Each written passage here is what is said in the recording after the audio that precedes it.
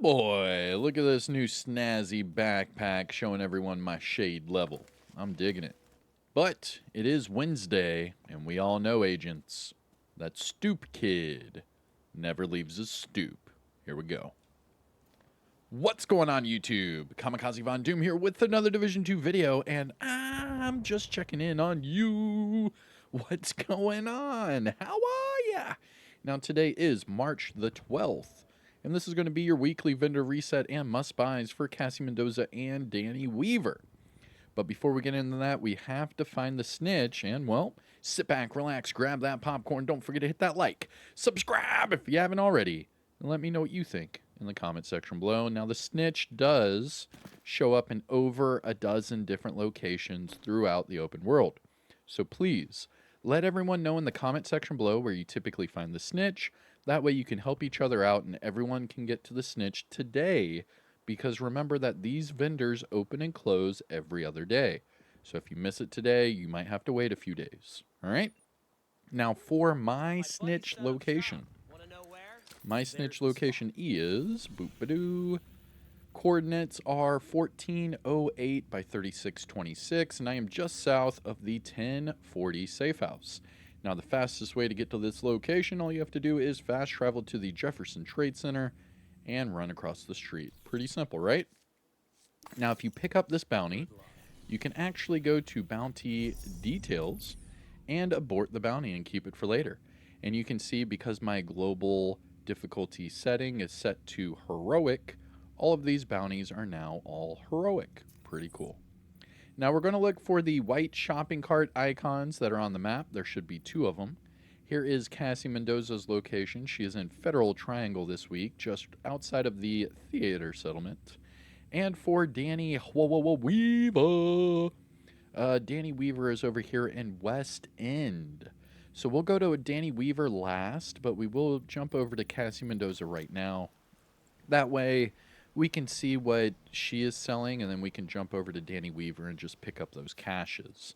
Because Danny Weaver's inventory, they're just caches that you can buy with textiles, where Cassie Mendoza actually has a legit vendor.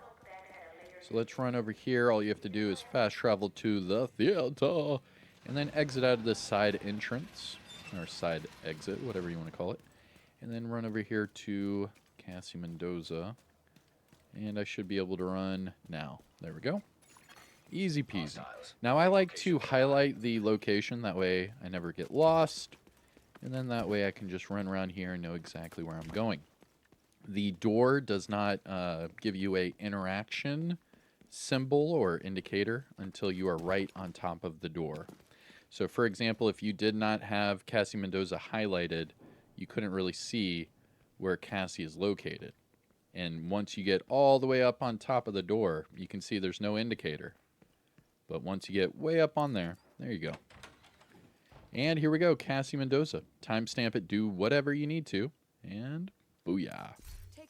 Starting off at the top, we have our named items, and this does come with a disclaimer. So if you are new or returning to the game, you might not see these bottom 2 named items. It's okay, don't freak out. The reason is that you have to unlock them. So to unlock the Shield Splinterer, you have to hunt down and eliminate all of the Year 1 hunters and open up the ivory chest that is in the base of ops. Once you do that, you will receive this weapon, and Cassie will sell it every week thereafter. Now, the same logic applies for the Hunter-Killer. However, the Hunter-Killer chest piece is locked behind Warlords of New York. So you do have to have that expansion, and then you have to hunt down and eliminate all of the Year 2 hunters and open up the off-white chest that is in the Haven settlement. Once you do that, you will receive this chest piece, and then Cassie Mendoza will sell it every week thereafter. Now, with that disclaimer out of the way, let's go ahead and talk about our named items. Starting off at the top, we have the Like Glue. This is the named Super 90 with Perfect Brazen, and this one with max damage to armor and crit chance. But that shotgun damage is so low, I would not recommend this at all. Moving on, we have the Contractors gloves. Now, these are best in slot gloves, and I highly recommend that you pick them up. They are must-buys. What I would do is pick these up, I would change the weapon damage to an armor core or max out the weapon damage and then optimize the crit hit damage to max. That way you have it on crit hit damage, and then later on, if you want to put armor or weapon damage or what have you on there, you can do so. It's a very, very good pair of gloves, and yeah, they're not bad.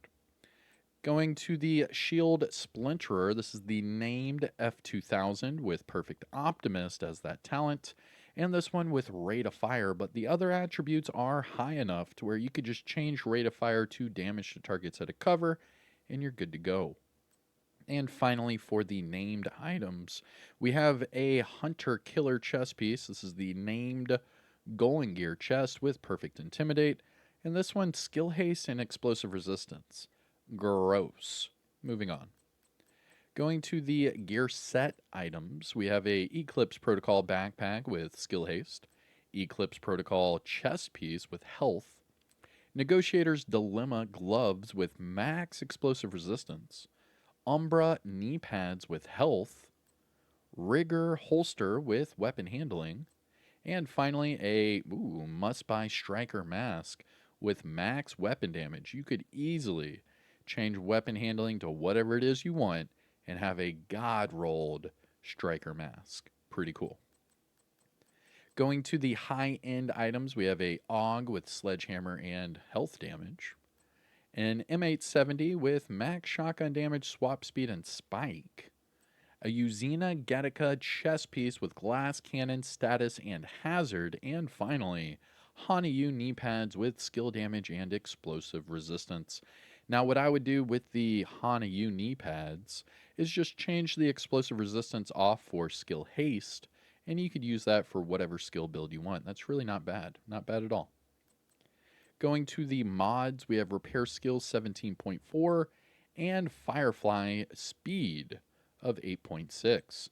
Now, must-buys, things to look for from Cassie Mendoza. It's really not many today. I'm going to be honest with you. The Contractors gloves are best in slot and must-buys forever, so pick them up. The Shield Splinter is not bad. Just change the rate of fire to damage to targets at a cover. For the gear set items, the maxed out Striker mask is a must-buy. You can make that God rolled just by changing the bottom attribute to whatever it is you want, and you're good to go. God rolled.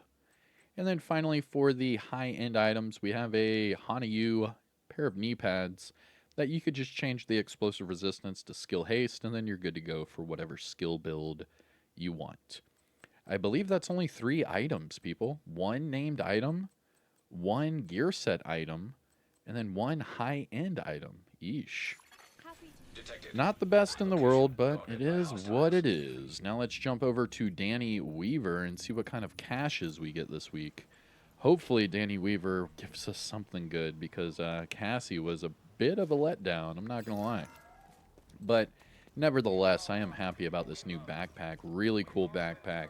If you haven't yet, please log into the game and claim your brand new anniversary backpack. It shows everyone your shade level. It looks pretty cool. Not too shabby. It's a backpack weapon skin, and you can put it on any build that you want. So it's not going to replace your backpack or anything. Just the visuals. Just the optics. All right. So here we go down to Danny Weaver. And let's see what he has over here. It is a long run, but we did it. We did it. Here we go. Danny Weaver, timestamp it. Do whatever you need to. Here we go. And holy moly, he has a lot of caches. 1 exotic, 2 optimization, 1 named, 1 seasonal cache, and then 2 crafting caches. So only 7 caches in total. And, well, let's be real. Only 3 of them have items. The other 4 caches are just materials. Meh. Whatever. Alright, so remember, whenever you purchase these caches, make sure that they take away from your textiles. That way it's not bugged. If it is bugged, you're going to have to log out, log back in, and come back to Danny Weaver all over again. So just make sure whenever you purchase these, yep, it is taking away from my textiles. Very good, very good. And it will take a second for this to go into your inventory, just so you know. What I do is I back out and I wait for them all to appear there in my bottom left. See how it takes a second for them to appear? There we go. And then that way, whenever I go into my inventory, you see all the caches right there. Oh yeah. So we have 7 new caches. Let me know what you get in the comment section below, but here is what I get.